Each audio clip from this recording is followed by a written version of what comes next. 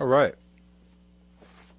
We are here. We are back, and thank you all for rolling with the time changes. Sorry, just had a unforeseen issue this morning, so I was out and about and kind of got stuck out and about, but it's all good. Everything is fine. Everything is fixed. Everything is great. Okay. Welcome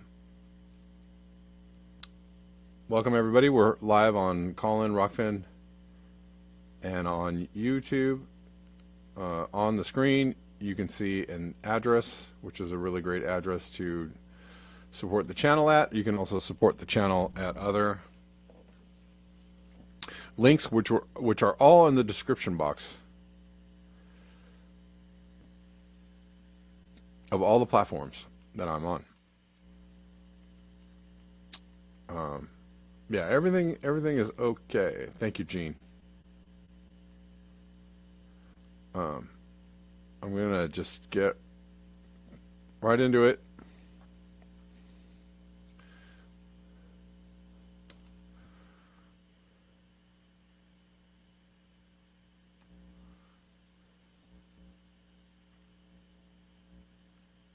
And jump into some things. I'm kind of deliberately lately trying to keep my list of things I want to cover kind of concise. It's very difficult, but I'm really trying to not overwhelm myself. I see that in an hour, I really only have time to cover a certain amount of things. An hour is not a long time at all. Anyways.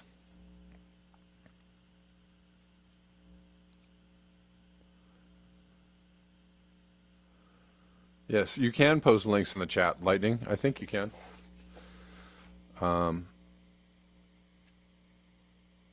Anyways, we're looking at this from Elliot Jacobson. I found this channel yesterday. Fascinating to get such detailed information about what's going on in China during the current heat wave and drought.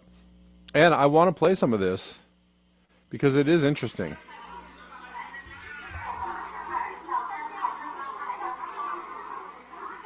For many organizations in China, this summer, large ice cubes are a life-saving item.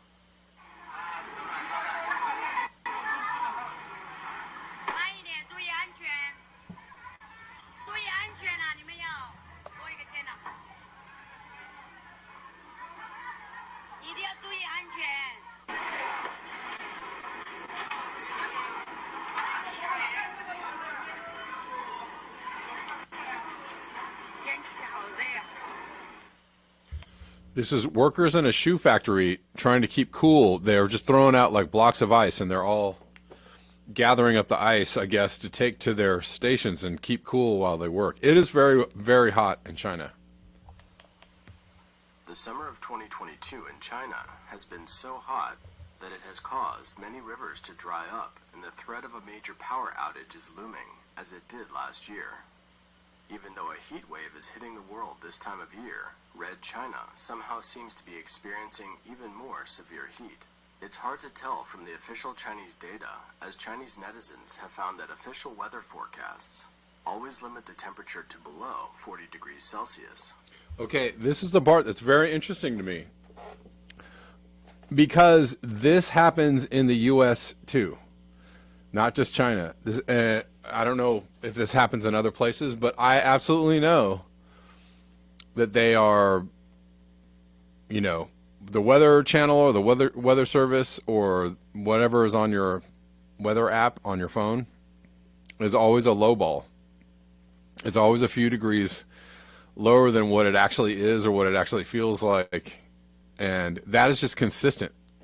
I don't know if they do that to try to be conservative in their estimates, but it's interesting that this is happening in China as well. This part to me is just very intriguing, because I'm like, well, yeah, that sounds like the Apple app. When I open my weather app on my iPhone, I'm like, it's not it's not 88 degrees. It's like 95 degrees. It's very hot. It's, much hotter than they're saying it is. And so that is interesting to me. And so the reason why I point this out is because people are trying to say that they're playing up climate change, or they're playing up. No, they're not. They're doing the opposite. They're trying to downplay how hot it actually is. That's what they're doing in China. That's what they're doing in the U.S. They're doing that everywhere. They're trying to downplay how hot it actually is. I mean, some places do a better job of like getting a feels like temperature.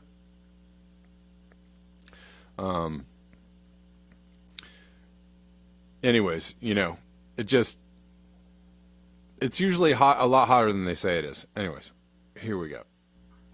Internet users in Shanghai found that the app on their Apple iPhones showed that the highest temperature in Shanghai on August 5th, for example, had reached 50 degrees Celsius, with the city's Putuo district at 52 degrees Celsius and Jing'an district at 47 degrees Celsius.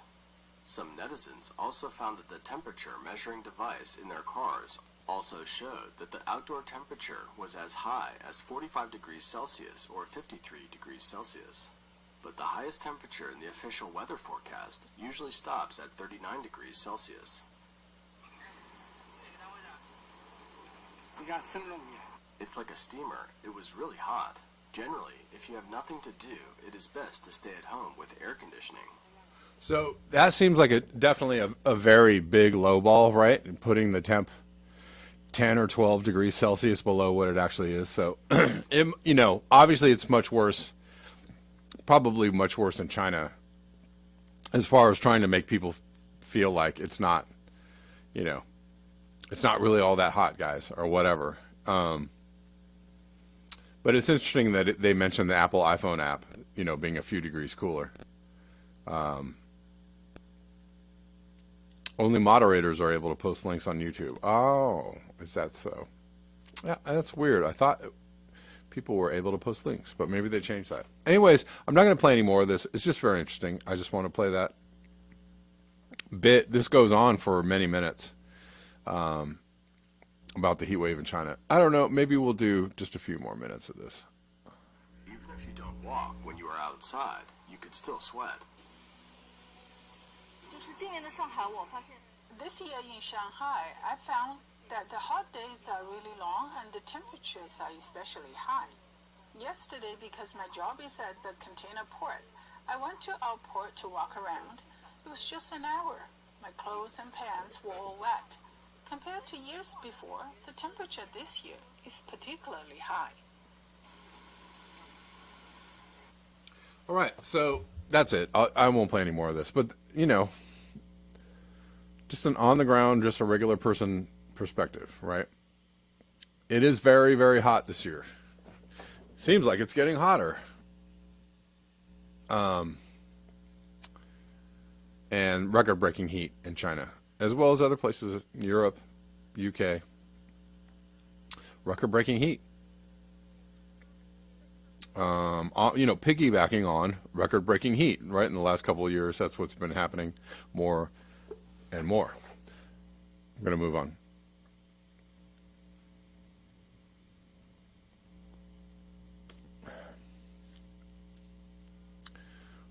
This from, oh no, that's the same one. Don't want to do the same one.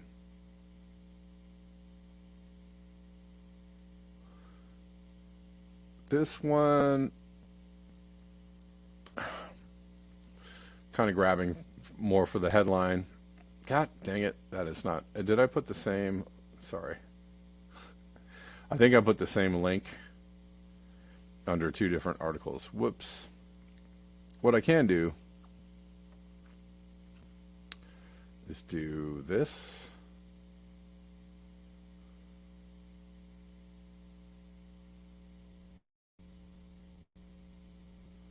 Somewhere in here.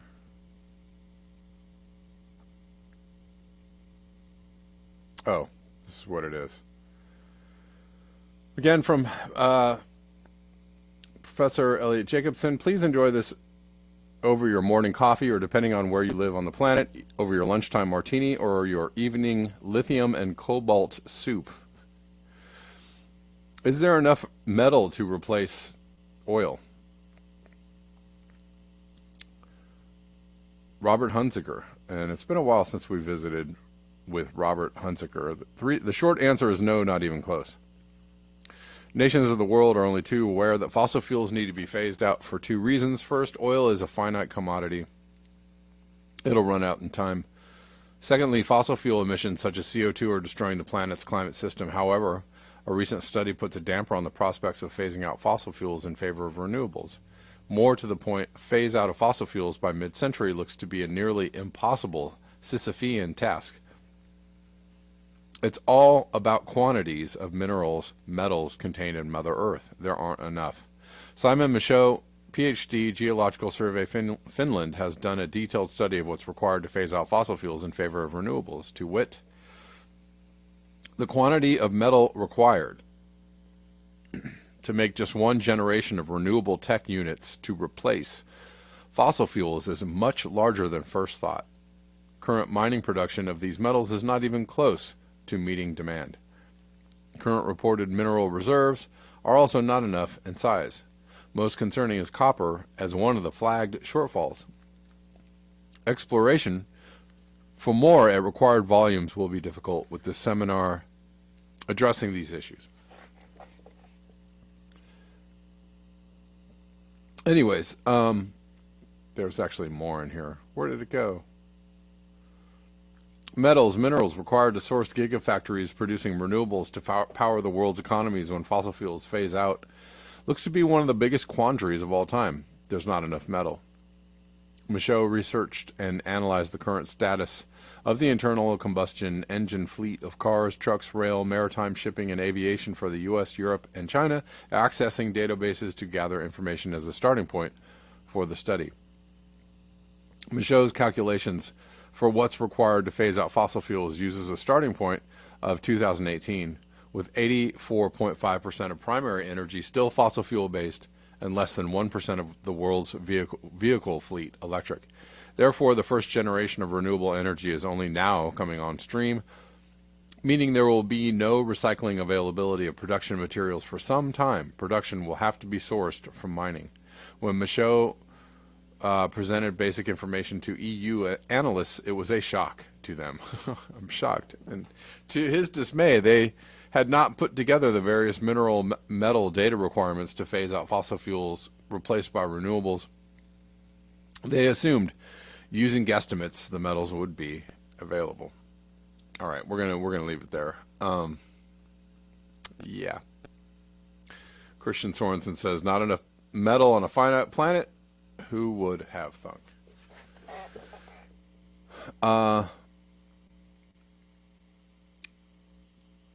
Did he say, I don't know, somebody else said, what he said in this tweet actually was transitioning to a fossil fuel free world can never happen without massive degrowth. And some people don't want you to think about degrowth. No degrowth. That would mean bad things for everybody. Well, depending on how you look at it, depending on your perspective, depending on your point of view.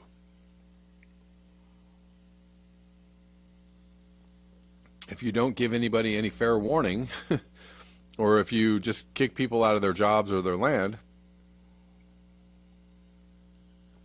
then sure, that's going to be problematic. But, if you say, hey, we have this issue coming on, we're going to, ask people to, rein it in a little bit. The human experience, rein it back, pull it back a little for the rest of the planet. A lot of people might go, all right, that's reasonable. You'd still have people going, no way, I want to do everything all the time. And, you can't tell me no. Something like that.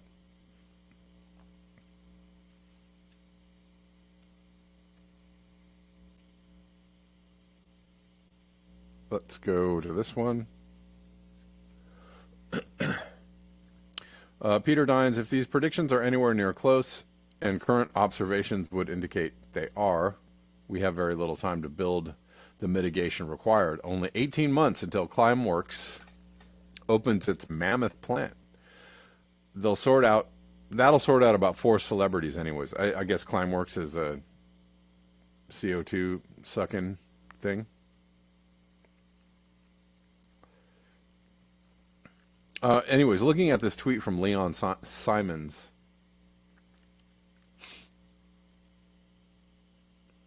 If the current trend of temperature increase 0.3 Celsius December continues decade, we will hit 1.5 C of warming by 2027, which is about what they're predicting. They're saying, they said last year, or in the last 2 years, they've said several entities have said we're going to see 1.5 in the next 4 or 5 something years. So 2027 sounds about right. 2C by 2043. I would say that is, if we're going to see 1.5 by 2027, I say 2C by 2043 is very optimistic. I think we hit 2C by 2035. Easy. Humanity should do everything in its power to prevent this, but current policies could make this happen even sooner. And I don't know what he means by mitigation. I guess, well, he is part of the Mirror Project, so I guess that means. Oh, somebody points out, actually, that I'm right. What I just said was correct. If global temperatures increase becomes 5C a decade, unlikely but not impossible, if we are both very stupid and very unlucky, we will hit 1.5 C of warming by 2024 and 2C by 2034. Well, I say if you hit 1.5 and global warming is going to go exponential or go faster, right? Because we're not dealing in linear. We're not dealing with, a gradual linear graph. We're dealing with something that's going like this. So if you hit 1.5 by, anywhere between 2024 and 2027, then, 2C is not very far away. I don't know how it takes 15 more years to get to 2C. I don't see it, and that's not a Celsius pun.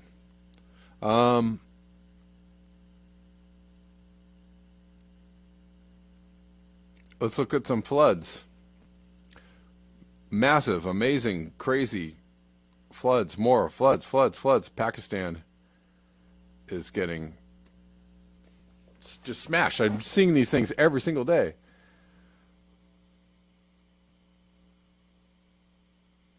Every single day. There must be something going on.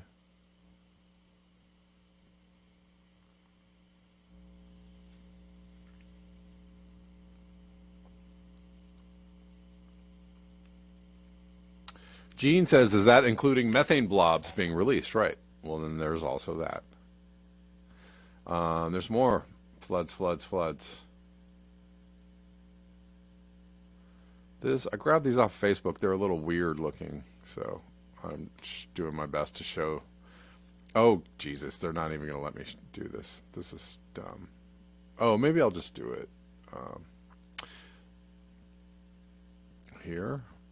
I don't know. Are they going to let me do it here? So lame. Maybe I can do this.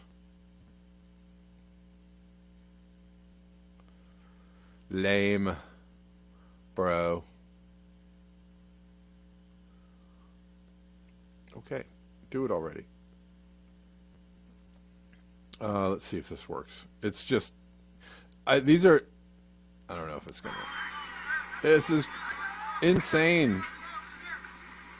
Flooding, like mudslide, rock slide, flood slides.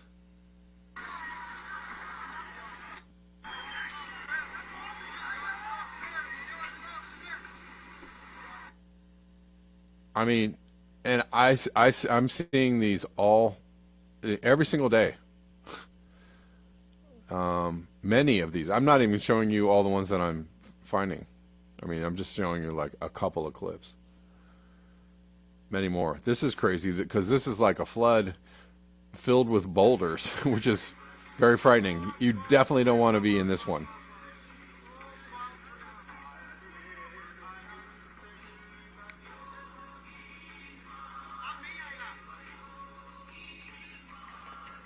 I mean, yeah, that thing. Nobody's surviving that one. If you're in the way of that one, you're toast.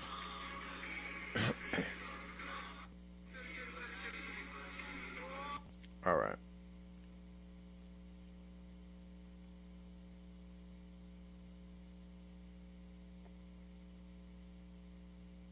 I think most of those are Pakistan, but there's floods happening all through the Middle East. Um, all right, you know what? I'm leaving the climate change realm. Let's see. How do I stay here? I don't know. I don't know when I'm going to jump off of YouTube. I want to really quickly show this. So I have been kind of touching on. Um, I've been touching on.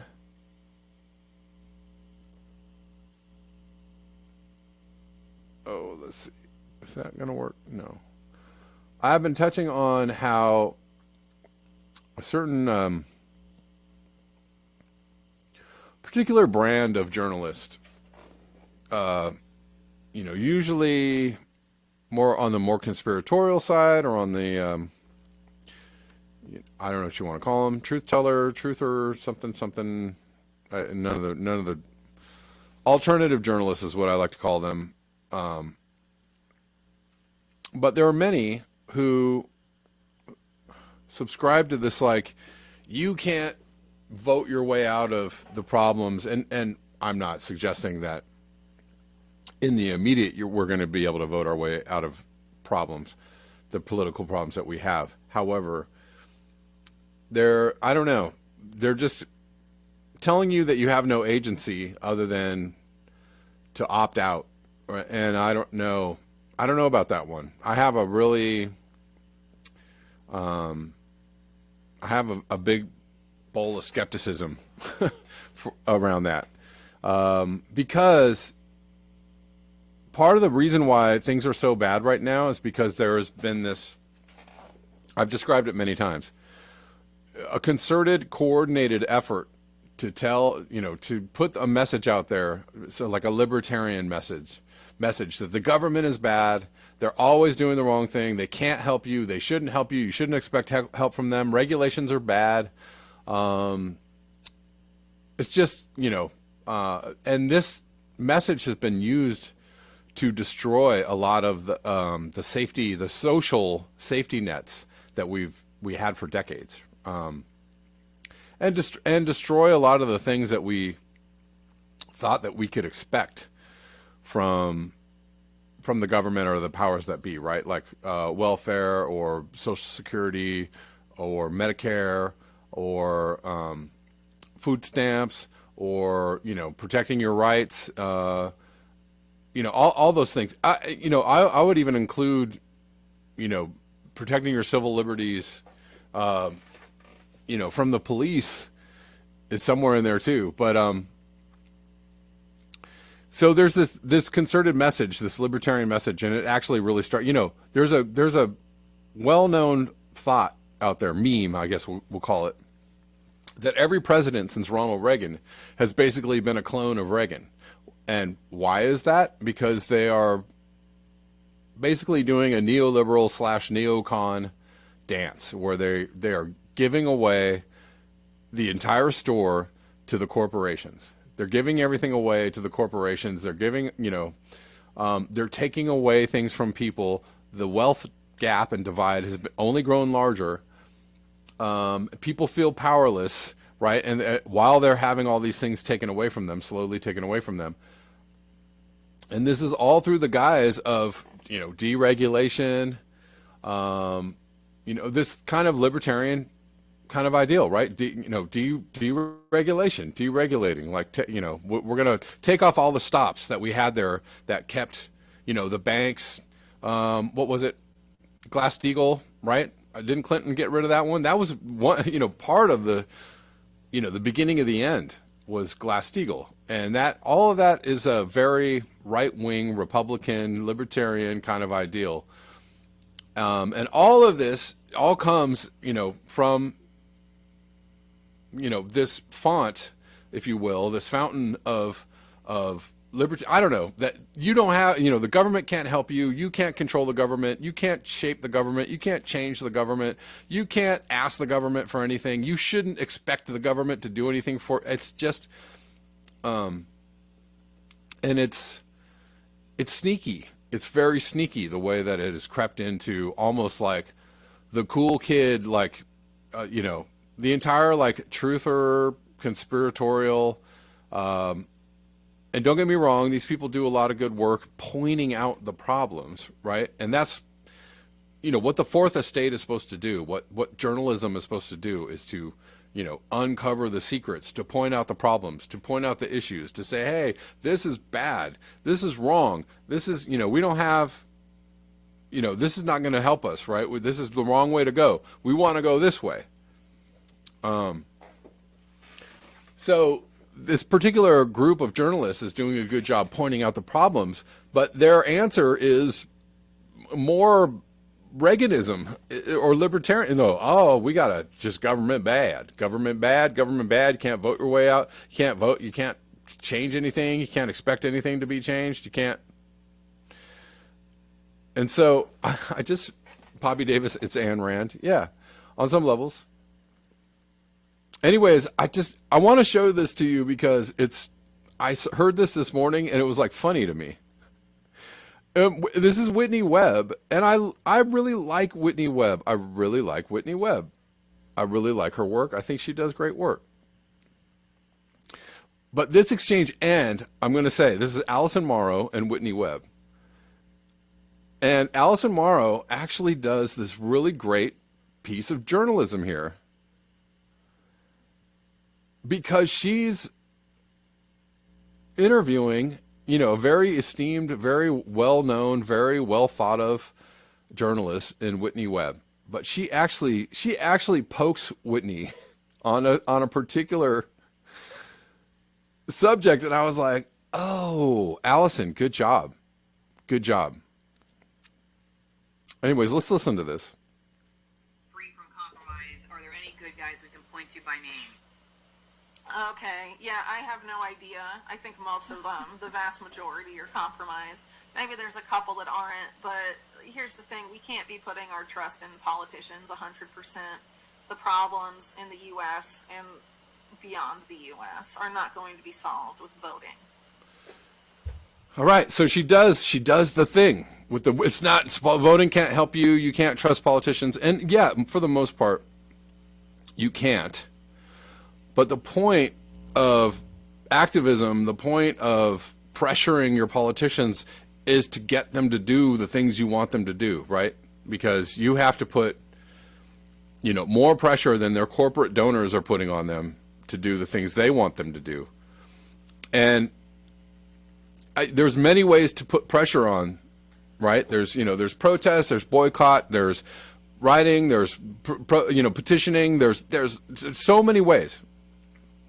And I would actually suggest that one of the ways is, social media, actually getting out and voicing what you're feeling on social media. A lot of people think that's useless.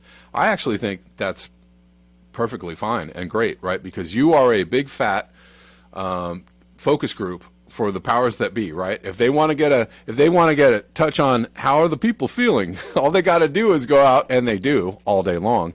They mine your data and they figure out what, and they listen to what people are saying, and they're like, what are they saying? So if enough people are like, hell no, we don't like this, then they'll go, maybe we should maybe we should think about that one. Maybe we shouldn't go down this road, right? Scott Andrews, Chris Hedges also says voting won't help. All right. I mean, there's a lot of people that say voting won't help. The thing is I think I don't know about that message. I have a big problem with that messaging, because it's actually led to this point now in history where we don't have control. All the politicians and all of the government agencies are completely captured by corporate interests. And the answer from these journalists to the people is like, don't you don't have any agency to change these things. You can't change things. You can't, there's nothing you can do but to get out of the, get out of the system. I'm like, oh, maybe. But I mean, as Whitney Webb says, Clayton, I'm going to take your call in just 2 seconds. I want to finish this thought. And I want to finish playing this part of this video. But hang tight, Clayton. What will they be solved by? I think it's mass public noncompliance with stuff. People just opt out. I Give me think an that's really example. the only way.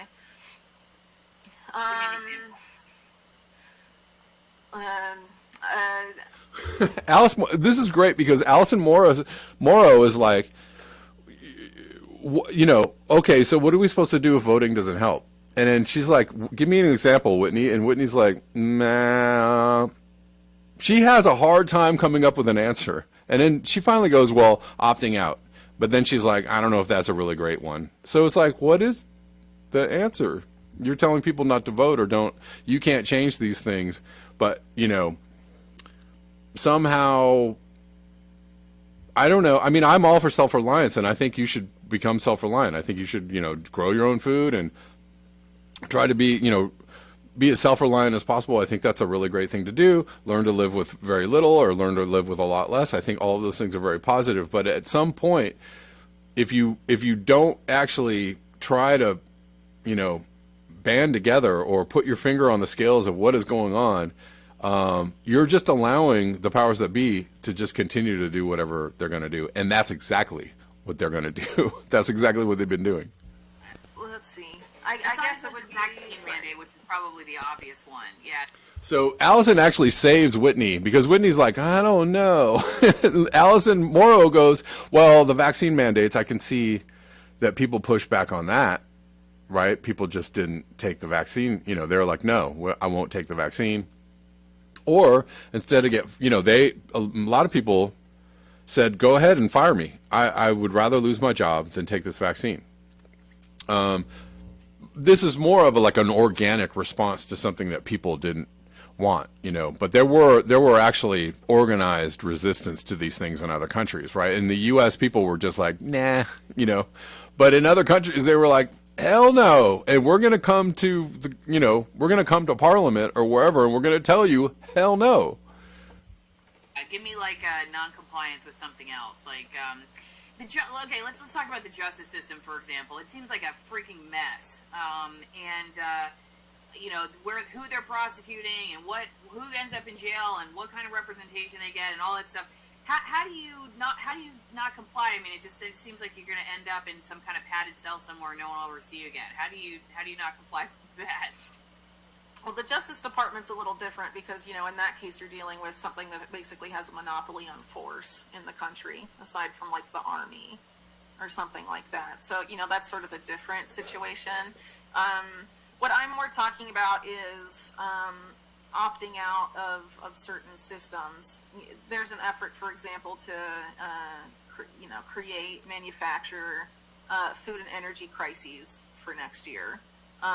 Maybe in that context, I would say it's best to opt out of the existing systems to the greatest extent you possibly can.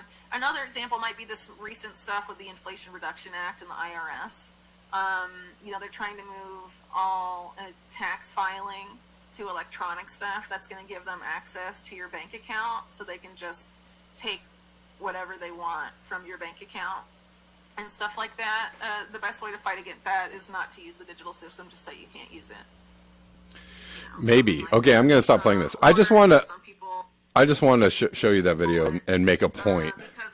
Because I thought at that moment that Alison Morrow actually kind of stumped Whitney there a little bit. Allison actually asked really good journalistic questions. Well, what do we do? And Whitney was like, I don't know, and then Allison was like, well, let me help you out. Let me lead you out of this darkness, Whitney, because you didn't have an answer for me. A very interesting exchange. Anyways, I'm going to take this call from Clayton. How you doing? What's up, Kevin? Hey, how you doing? I'm doing good. I think the point you're making is funny because I think it's just like how the fossil fuel companies got together to push the responsibility on individuals, like for carbon credits or Mm. like your carbon footprint. Like it's the same thing. It's like we know the power is at the top, but Right. people say, "Oh, you obviously have to go to the top if you're going to make any real change." Right. But the people at the top want you to be rugged individuals so that Yeah. they don't have you on their front door saying, "Hey, Yeah. do some shit." You Right. know? Right. And I don't have a problem with people taking individual action. I think that's very Of healthy. course, right? But honestly, the only way you're gonna get really regulate the fossil fuel industry is Mm-hmm. if you pressure the government to do it, because we're Right. not gonna do it directly, right? Unless You know what you can't take individual action on? what's that? The public infrastructure system or the Right.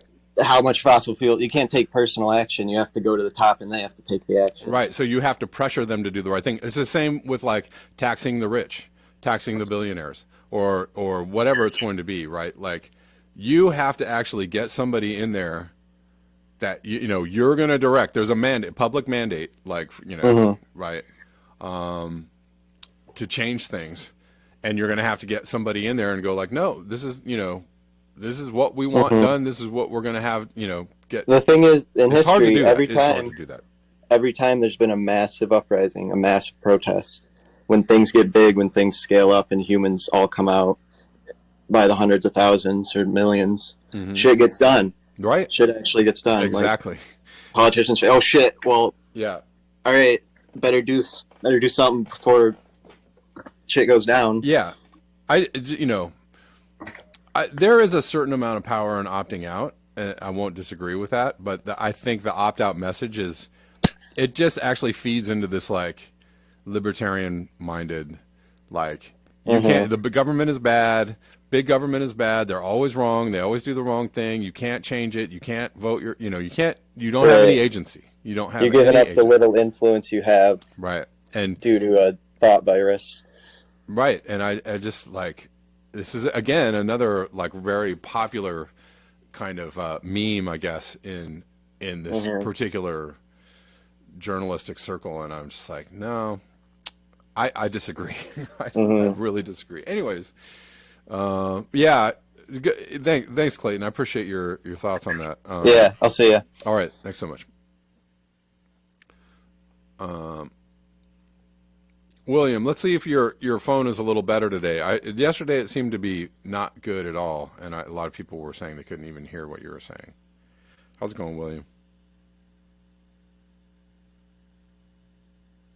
William?